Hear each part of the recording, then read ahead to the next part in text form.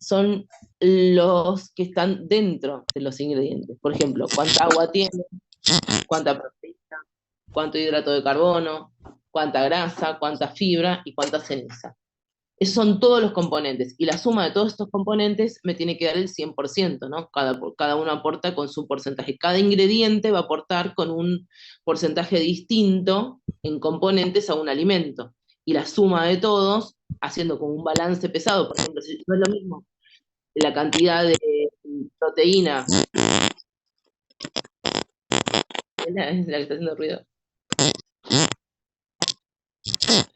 No es lo mismo la cantidad de proteína que aporto, si yo estoy haciendo, por ejemplo, una torta, ¿no? Y le agrego 2 huevos, que si le agrego 4 huevos, ¿no? O sea, la cantidad de proteína y de lípidos va a ser diferente porque estoy agregando más cantidad. Por eso lo que les digo es que la cantidad de los componentes, el porcentaje de componentes va a variar en función de cuánto de ese ingrediente le agregue. ¿Se entiende eso? Porque es muy importante para que después se entiendan cómo está el resto de los balances. ¿Se entiende? Se entiende. ¿Sí? ¿Todos lo entendieron, chicos? Por favor, es muy importante saber que un ingrediente aporta con un porcentaje determinado de componentes a un alimento. Y ese porcentaje está dado por cuánto tiene por sí mismo y además de cuánto agrego en esa formulación que estoy haciendo de un alimento, ¿no? Eso es hacer un balance, ¿sí? Un balance másico en este caso, en masa. Bueno, y vamos a ver diferentes métodos analíticos para cuantificar cada uno de estos componentes presentes en un alimento, ¿no? Vamos a ver métodos analíticos para ver agua, métodos analíticos para ver proteínas, métodos analíticos para ver hidratos de carbono, para ver grasa, para ver fibra y para ver ceniza. Vamos a hablar de todos estos. Entonces, lo más importante primero que tengo que saber es lo que es el muestreo de alimentos, ¿no? Porque si yo hago mal esta parte, puedo ser excelente analista en el laboratorio divino, pero no sirve de nada mis valores porque no son representativos. Entonces, del muestreo depende la validez de los resultados que voy a obtener, ¿sí? La idea es obtener, la validez de los resultados de un análisis depende mucho de los métodos usados para la obtención, preparación y preservación de la muestra. Entonces, el muestreo es una de las mayores fuentes de error en el análisis de alimentos. La precisión en los detalles analíticos tiene poco valor si el muestreo no es efectivo. Yo puedo ser re buen analista, pero si no muestre bien, de nada me sirve. Y la cantidad de sustancias sobre la que se realiza el análisis es comparativamente pequeña y los resultados obtenidos son de poco valor, a menos que la porción usada represente la composición media de todo el producto. ¿Qué quiere decir eso? Que básicamente tengo que homogeneizar bien la muestra. Por ejemplo, un caso puntual les digo, si tengo que analizar el contenido de proteína o de grasa de un chorizo, que tiene pedacitos, o de una morcilla, yo no puedo elegir, esta parte pongo, esta parte no pongo, o no tomar. Tengo que hacer una pasta, moler todo, y así poder tener una porción reproducible de mi producto, de mi compuesto, de mi muestra que estoy analizando, ¿verdad? O sea, es muy importante hacer un muestreo correcto para poder tener buenos resultados. Entonces, la toma de muestras. Las principales fuentes de error de la toma de muestras son: falla en lo que es la selección al azar de las unidades que componen la muestra a modo de que la unidad sea uniforme. O sea, eso básicamente, ¿qué quiere decir? Que si el muestreo no es homogéneo, no sirve de nada, ¿sí? Tengo que homogeneizar bien la muestra, mezclar bien la muestra y ahí seleccionar al azar las porciones a utilizar. Pueden haber cambios en lo que es la composición del producto durante el muestreo por absorción o pérdida de humedad, pérdida de componentes volátiles o deterioro del producto. Y dificultades en la obtención de una muestra exacta por la separación de algunos componentes. Yo, por ejemplo, tengo emulsiones, que las emulsiones se pueden separar, es muy importante homogeneizar bien la muestra antes de tomar la porción a analizar, ¿sí? Y obviamente que se debe realizar al azar, no tengo que seleccionar yo la parte que quiero y la parte que no quiero. Si tengo alimentos duros o sin estructura celular, por ejemplo chocolates o algunos quesos, lo primero que hacer es rallarlos finamente y ahí homogeneizar y tomar la porción que voy a utilizar. Alimentos con estructura celular y bajo contenido acuoso, como por ejemplo los granos de cereales, los tengo que moler bien, y el polvo resultante lo meto en un mortero y ahí tomo la porción a analizar. Alimentos con estructura celular y alto contenido acuoso, por ejemplo las carnes, las frutas, las verduras, como les dije anteriormente, los tengo que triturar para romper bien las células y después mezclar todo. Y si hay líquidos exudados, obviamente son parte de la muestra, los tengo que incorporar. Alimentos con partículas en suspensión, por ejemplo, salsas o jugos, se tienen que homogeneizar bien agitándolos a alta velocidad. Y productos grasos sólidos o pastosos, por ejemplo, la manteca, la margarina, la mayonesa, los tengo que fundir a no más de 45 grados para no generar ninguna alteración en la muestra, pero sí estar fundidos para tomar una muestra más representativa. Los métodos que vamos a utilizar son todos métodos normalizados, ¿no? Están definidos los métodos analíticos que vamos a utilizar para hacer las determinaciones. Son todos métodos normalizados, o sea, siguen una norma, ¿sí? Están definidos exactamente los reactivos a utilizar, las condiciones a emplear para lograr. ¿Cuál es el objetivo de todo eso? Lograr resultados que sean reproducibles y comparables, que si yo hago algo en mi laboratorio y alguno de ustedes hace, no sé, Gregorio, Meli, alguien hace algo en su laboratorio, podamos nosotros tener resultados que sean comparables, ¿sí? Porque no puede depender del laboratorio el resultado que vamos a obtener. Entonces, para saber si todos estamos trabajando en forma correcta, se hacen lo que llaman interlaboratorios. Se les da una muestra incógnita a los diferentes laboratorios, se les da un periodo de tiempo, se les dice por qué metodología lo tienen que hacer, y cuando entregan los informes sin saber cuánto les tiene que dar, después ahí se evalúa quién está trabajando dentro de los parámetros correctos y quiénes no. Y se les da un certificado. Eso tiene un costo, obviamente, y es muy importante. Los métodos, como les dije, son normalizados, se fijan algunos parámetros con anterioridad. Eso no quiere decir que uno no pueda moverse de esos parámetros. O sea, uno puede justificar que, por ejemplo, no tiene algún equipamiento y utiliza otro, pero tiene que validar ese cambio que está haciendo, ¿sí? Frente a esa norma. Tiene que realmente asegurar que es el mismo el efecto que voy a generar en el producto, y sobre todo en el resultado final de la obtención del análisis. Bueno, por ejemplo, los que se fijan son los parámetros como tiempo de reacción, temperatura, concentración de reactivos, ¿no?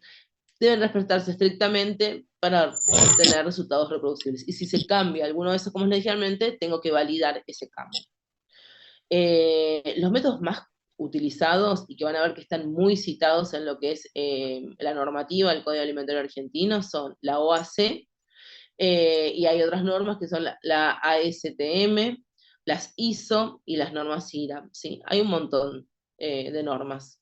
El negocio de las normas es un buen negocio, genera mucho, mucho ingreso. Pero bueno, básicamente son estas las que más utilizamos. Bueno, lo primero que vamos a ver, la primera determinación que vamos a ver, es la parte de humedad o sólidos totales, ¿sí? ¿Por qué es importante esta determinación? Y es muy utilizada.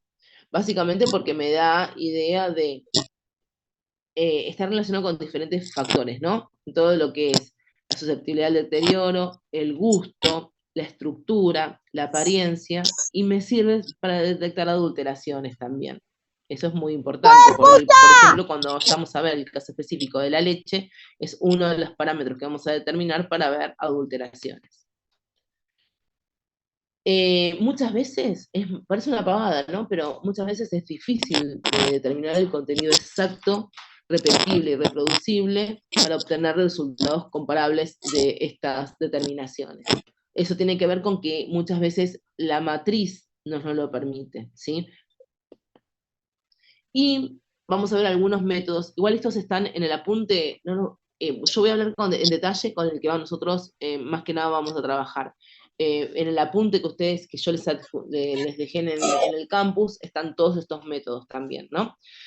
Tenemos, por ejemplo, el método de destilación con solventes invisibles que se llama Dean Stark. Básicamente se basa en la destilación de agua en un líquido invisible con ella. Se destila la mezcla del agua contenida en una muestra junto con un solvente invisible, generalmente sileno o tolueno, y se recoge en un aparato adecuado en el agua en donde el agua se separa y se puede medir su volumen, que sería acá.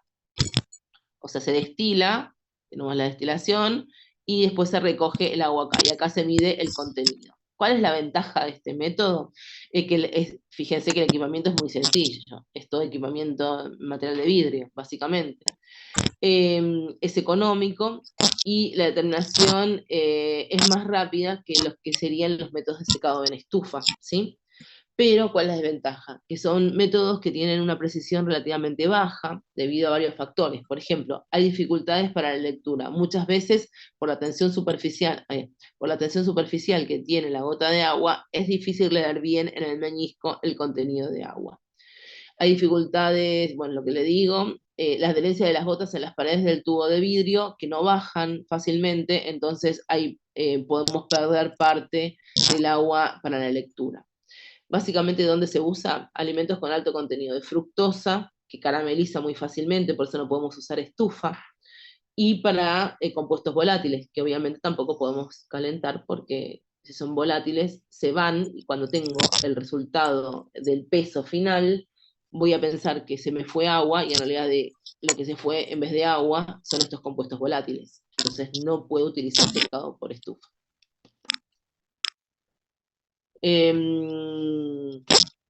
Bueno, otra determinación del contenido de agua es a través de cromatografía gaseosa, ¿no? En donde se realiza una extracción de la muestra con un solvente orgánico y luego se determina el contenido de agua por cromatografía gaseosa. Como solvente se usa metanol absoluto. De cromatografía gaseosa me parece que ustedes no vieron nada todavía, ¿no? De lo que es cromatografía. ¿Vieron algo? Creo que en Creo que en orgánica vieron. laboratorio, en Sí, ¿no? En laboratorio orgánica. analítica. De analítica, y en orgánica creo que algo, bueno, los que al menos sé que cursan con Camila, si alguno cursó con Camila, que ven algo de cromatografía, pero bueno, después lo vamos a ver con más detalle, no se preocupen. Bueno, ¿cuál es la ventaja? Que la determinación se lleva a cabo en tiempos muy cortos y con una muy buena reproducibilidad, es altísima. Y el inconveniente es que la muestra no debe contener sustancias cuyos tiempos, o sea, lo que nosotros vemos ahí son los tiempos de retención. Los tiempos de retención serían como picos que salen del equipo. Entonces, el pico donde sale el agua no tendría que coincidir con el pico de ningún otro compuesto, porque si no estoy pensando que tengo más agua que la que realmente tengo. Este es un equipo muy utilizado, pero es caro, los reactivos son caros, entonces la verdad es que hay pocos lugares que lo tienen. Se llama el método de Carl-Fisher. Se usa mucho para alimentos de bajo contenido de agua, por ejemplo, y que sean caros, por ejemplo, vegetales hidratados, leche en polvo, chocolates, grasas, café, especias, y se basa básicamente en lo que es la reducción del yodo con dióxido de azufre que ocurre en presencia del agua.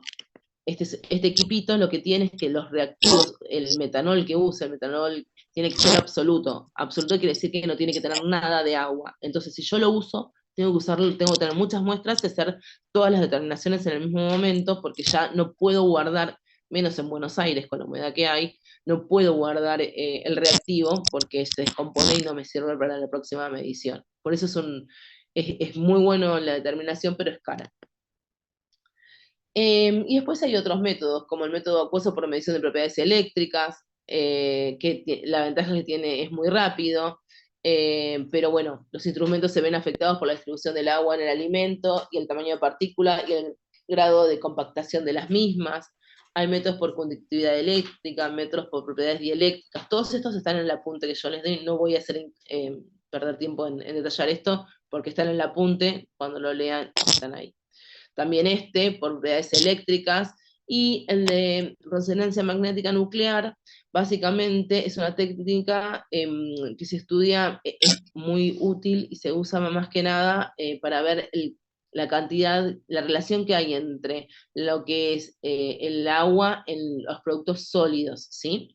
Por ejemplo, se usa mucho para chocolate, se usa mucho para granos, ¿sí? Es una metodología bastante utilizada, pero bueno, el equipo obviamente también es caro.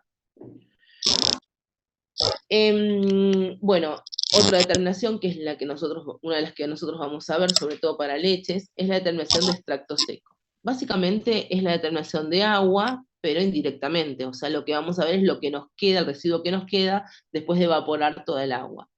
Se usa mucho para leche, para vinos, para jugos, y el resultado, en vez de expresarse como contenido acuoso, se expresa como extracto seco. Pero básicamente es la diferencia a 100 del otro, ¿no? Es todo lo que me queda menos el agua.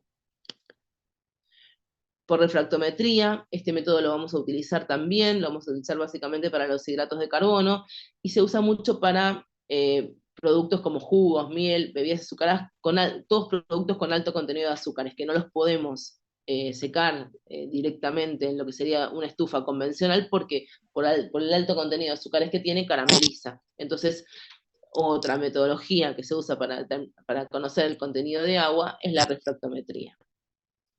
Estos son los equipos que tenemos. Este de acá mide horrible. Se ve todo feo. No, la verdad es que no. La idea es usar uno de estos porque ese no tiene sentido, no podemos sacar ninguna conclusión. Bueno, y de los que vamos a hablar nosotros en especial, en particular, ¿no? Nosotros no los vamos a hacer, algunos sí, algunos no, por falta de tiempo en el laboratorio. Yo les voy indicando igualmente cada vez que vamos a hacer un laboratorio qué determinaciones vamos a hacer y cuáles no, para que ustedes sepan, pero igual vamos a verlas todas. Saberlas tienen que saber todas, las que están descritas en la guía de trabajos prácticos. Por ejemplo, el método más utilizado es secar en una estufa a 100 grados. Lo llaman método indirecto porque en realidad yo no determino agua, lo que hago es determinar el residuo que me queda después de calentar en estufa a 100 grados, suponiendo que todo lo que se evapora a esa temperatura sea agua. Por eso es indirecto, ¿sí? Lo primero que voy a hacer es morterear, por ejemplo, si estoy pensando en una muestra de galletitas, imagínense. Agarro un mortero, las tengo que triturar bien, tengo que tener una muestra bien homogénea, y después, a partir de ahí, lo que voy a hacer es utilizar este material que se llama pesafiltro. Puede ser así de aluminio, puede ser también de vidrio, ¿sí? Cuando yo les digo que hay que tarar un material, sobre todo de vidrio, o algo que sea muy higroscópico, es ponerlo un determinado tiempo, en este caso son 30 minutos, en la estufa. ¿Para qué? Para tener el valor de ese producto seco, de ese material seco, vacío. Porque yo voy a tener que referir después todos mis resultados a ese material vacío. ¿Y por qué lo seco en estufa? Porque en este caso, como es aluminio, no es tan higroscópico, pero en el caso del vidrio, el vidrio es un material muy higroscópico, o también todo lo que es de porcelana.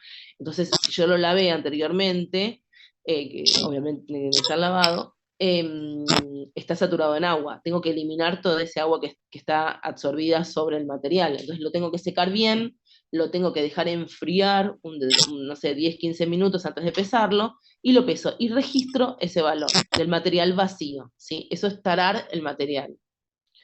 Entonces, una vez que ya tengo el material tarado, lo que hago es pesar alrededor de 3 a 3,5 gramos. Fíjense que en la guía va a decir pesar alrededor de 3, 3,6, exactamente. ¿Qué quiere decir alrededor exactamente?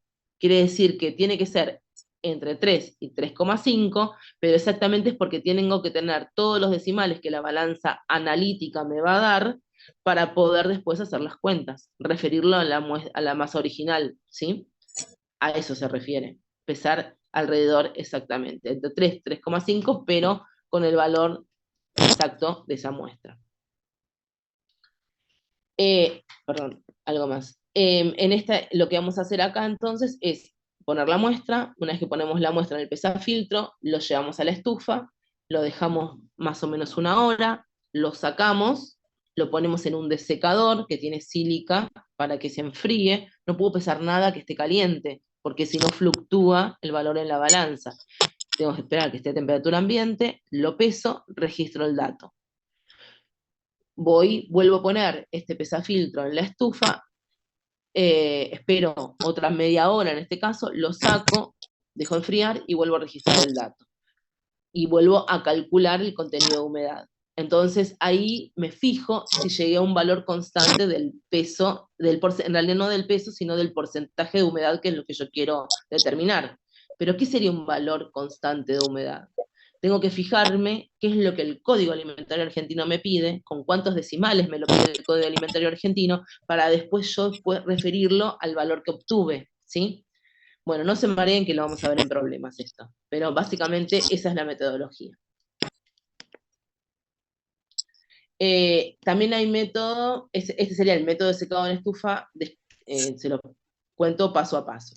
Lo colocamos en la estufa, lo dejamos, bueno, yo dije 1 hora, depende mucho de la matriz. Acá dice 2-3 horas, lo dejamos enfriar en el secador, lo sacamos y lo volvemos a pesar, hasta llegar hasta peso constante. ¿Cómo vamos a expresar este resultado de humedad? Una diferencia y un porcentaje nada más. Es la masa inicial, toda la muestra que puse, menos la masa final, una vez que se fue el agua, sobre la masa inicial por 100. ¿Sí? Esto directamente me da el porcentaje de humedad. ¿Sí? Es la cantidad de agua que perdió mi muestra en porcentaje. Y los decimales con el cual yo tengo que expresar el porcentaje de humedad son con los que el código alimentario me pide que trabaje. Bueno, les dije que es indirecto porque en realidad no determinó agua, ¿no? La masa inicial tiene que ser mayor sí o sí que la masa final, porque perdí agua.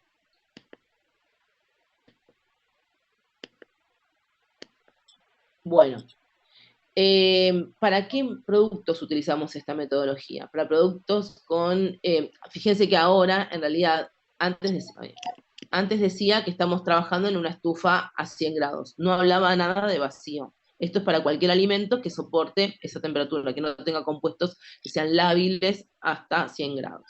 Si yo tengo productos que tienen compuestos lábiles, ya tengo que trabajar en una estufa que tenga vacío. ¿Por qué? Porque el trabajar en vacío me permite que estos compuestos se le vaya con el vacío el agua sin llegar a tener que calentar hasta 100 grados. Me permite trabajar a temperaturas menores. Fíjense que dice hasta 70 grados. ¿Para qué productos puedo utilizar esto? Para productos que tienen alto contenido de azúcar o productos que tienen mucho contenido de lípidos y que se pueden oxidar con aire. Entonces en vacío no les va a pasar nada. Básicamente podemos trabajar con esta condición para la leche en polvo, para el dulce de leche, porque tienen mucho contenido de azúcares, no tanto por el contenido de grasas. Después vamos a ver por qué no por el contenido de grasas, pero la grasa la tienen como protegida los productos lácteos. Esto básicamente es por el contenido de azúcares que tiene. Si trabajamos con leche en polvo, podemos trabajar con el mismo material que trabajamos anteriormente, que es un desecador. Para dulce de leche, podemos trabajar, por ejemplo, con un cristalizador, le vamos a poner arena calcinada y le ponemos una varilla, ¿sí? Entonces, lo que vamos a hacer es este material, esta arena calcinada la agregamos para aumentar la superficie de contacto y poder mezclar bien el dulce de leche con la arena y así hacer que la evaporación del agua sea más homogénea y más eficiente. Entonces lo que vamos a hacer, bueno, primero obviamente, como les dije antes, hay que tarar los materiales, ya sea el sistema del cristalizador con la arena calcinada y la varilla, todo esto en la estufa, o el pesafiltro, durante 30 minutos a 100 grados, y después procedemos, como vimos anteriormente, pero en vez de una estufa común, es una estufa de vacío. Acá, estas son las válvulas, en donde va adicionada la bomba de vacío, la que genera el vacío. Bueno, hacemos lo mismo, dejamos secar en el secador y llegamos hasta peso constante. Y el cálculo es exactamente el mismo cálculo que hicimos anteriormente. Ahí ponemos un asterisquito, como les dije anteriormente, para un alimento alto en azúcares como es la miel, no usamos esta metodología porque tiene tanto contenido de azúcares que esta metodología no me sirve porque me carameliza. Entonces tengo que utilizar otra metodología que es la refractometría, pero lo vamos a ver más adelante. ¿Hasta acá les quedó claro, chicos? ¿Alguna duda de determinación de humedad?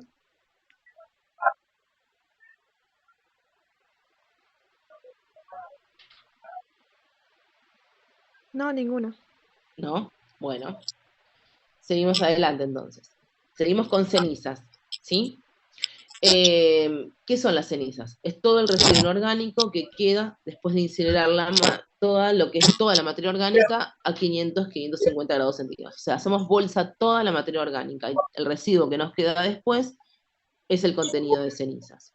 ¿Por qué es importante conocer el contenido de cenizas? Para determinar la calidad de las harinas, por ejemplo. ¿Vieron cuando van a comprar harinas que hay 3 ceros, 2 ceros, 4 ceros? Y que ¿cuál es más cara? ¿Cuál de todas las harinas es más cara? La 4.0, la más refinada, Exactamente. ¿Qué quiere decir que sea más refinada? que es más fina, o sea, más polvo. Ah, no sé cómo explicarlo. No, lo que está relacionado con exactamente con esto que estamos viendo. Nosotros tenemos el grano entero, y al grano entero lo van puliendo, es el grano de trigo. Lo van puliendo, le van sacando primero lo que es el tegumento, que sería lo que está afuera, y el germen, que es donde están los lípidos. Le van sacando eso. A medida que van purificando esa harina, le van aumentando los ceros. Purificando, ¿qué quiere decir? Que le van sacando cada vez más el tegumento, cada vez más el germen, y en el tegumento es donde básicamente están las cenizas. Entonces, cuantos más ceros tiene, más pura sería de tegumento, más rica únicamente básicamente sería en almidón y en gluten, la harina, en todo lo que sea hidrato de carbono, y menos tiene que tener de lípidos y menos de cenizas, ¿sí? Porque la voy como purificando. Por eso se dice que las harinas 4 ceros son como las más puras, que las 3 ceros, que las 2 ceros y la 2 cero. Y el Código Alimentario Argentino, después lo vamos a ver cuando veamos los problemas, legisla que para que, porque como fíjense que las 4 ceros salen más caras que las otras, ¿verdad? Entonces, otra vez estamos hace tiempo. Volvemos al otro zoom, al que les pasé anteriormente. Las que son 4 ceros son más caras que las 3 ceros, que las 2 ceros, porque son como más puras, ¿sí? Tienen que tener menor contenido de cenizas. Y el código pide, cuando veamos el gráfico, pide que estén tipificadas en función del contenido de cenizas en base seca. O sea, hay que sacarse de encima lo que es la humedad, porque es un producto muy higroscópico. Entonces la humedad puede afectar el valor del contenido de cenizas. Igual lo vamos a ver en los problemas, no se preocupen. Bueno, entonces dijimos, para determinar la calidad, para ver la pureza que tiene, que está relacionado con esto que hablamos recién, si tienen, por ejemplo, agregado algún adulterante inorgánico, como vimos, por ejemplo, el caso del pimentón, que dijimos que le podían poner algún polvo o algo, un polvo de ladrillo, eso es todo inorgánico, eso es todo un residuo que me quedaría después de calcinar. Si tiene más residuo que el que tiene que tener, este,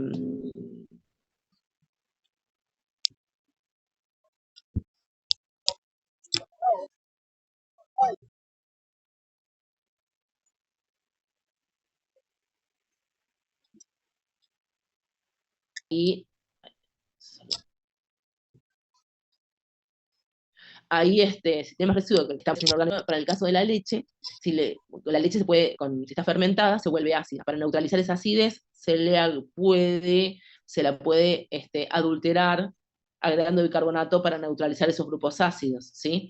Y regular el pH. Entonces, pero ese bicarbonato, como es material inorgánico, lo vería a través del contenido de cenizas. O sea, para ver alguna adulteración, también en el caso especial de la leche también me serviría.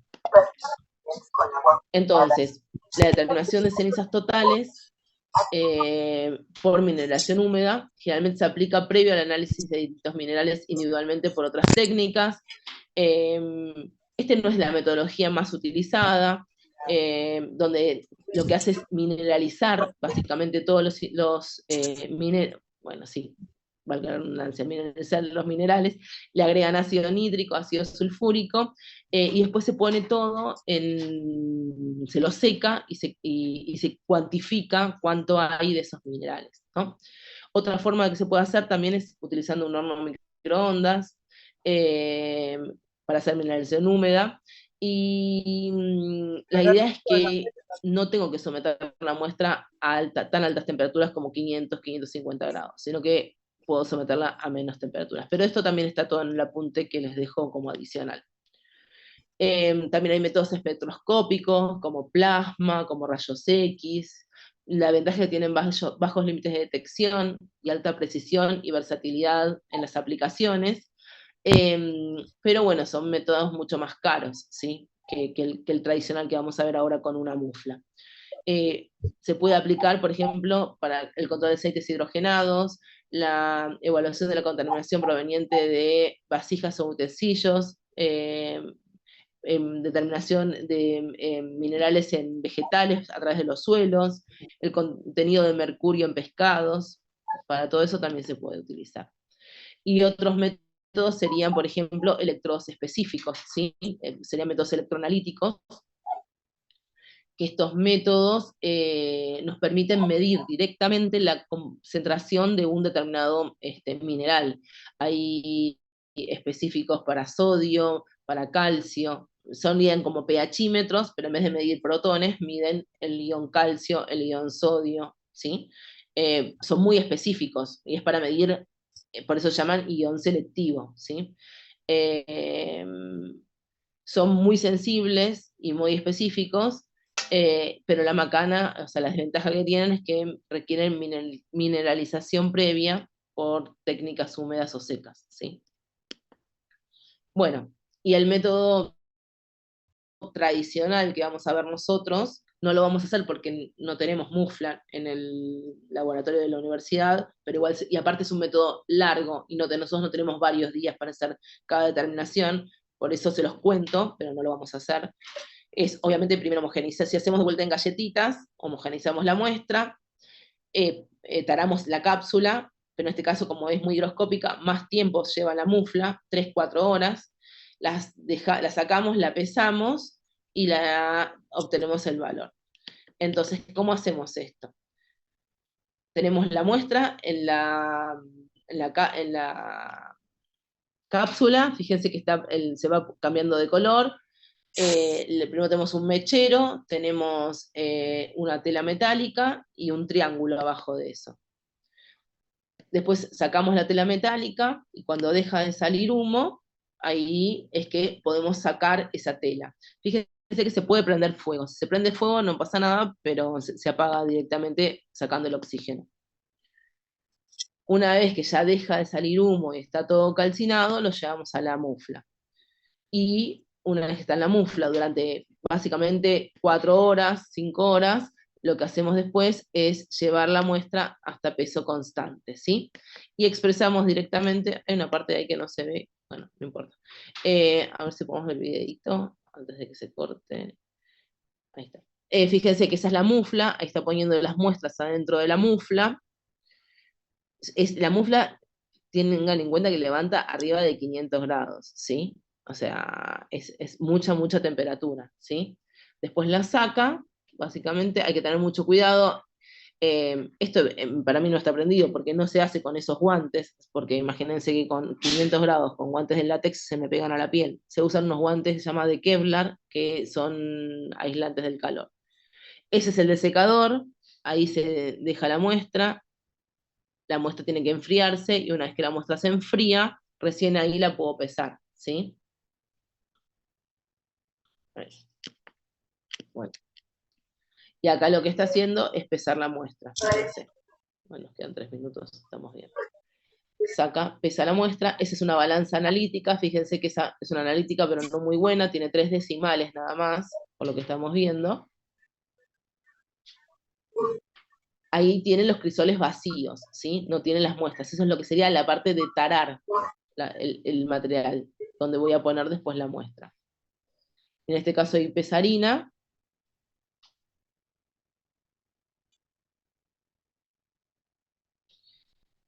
Y una vez que tenemos la harina puesta en esos crisoles, lo primero que tenemos que hacer es calcinar en mechero, ¿sí? No directamente llevar a la muestra a ¿ves lo que es? En vez de mechero usan esto. No es tan eficiente, es mejor el mechero, pero lo que hace primero es sacar la mayor parte de la materia orgánica, carbonizarla afuera de la mufla. ¿Por qué? Porque si lo pongo dentro de la mufla, son 550 grados, la diferencia de temperatura es muy alta y se puede proyectar parte de la muestra. ¿Ven lo que le digo? Se les puede prender fuego. Eso lo tapamos con un vidrio reloj y no pasa nada. ¿Ven? Les queda la muestra totalmente carbonizada. Y ahí sí la puede poner directamente en la mufla. Ven que ahí está usando guantes de Kevlar.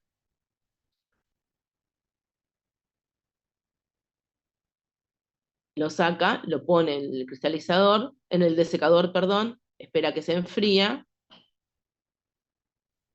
y una vez que se enfría, lo puede pesar y hacer el cálculo de las cenizas.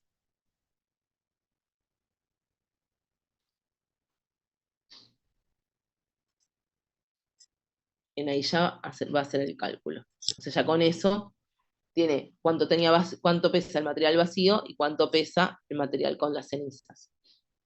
Profe, una consulta, capaz boba. Sí, Eh, sí, no, decime. cuando saca, o sea, cuando sería apaga la mufla, ¿se espera ahí Sí. que baje un poco la temperatura para sacar la muestra o apenas pasó los 30 minutos ya la sacan? Vos no tenés que apagar la mufla siempre está prendida. Vos lo único que haces es agarrás y sacás el material y lo pones en tu desecador. La mufla siempre está prendida. Ah, perfecto. Bueno, cortamos acá y volvemos con el otro zoom, ¿sí?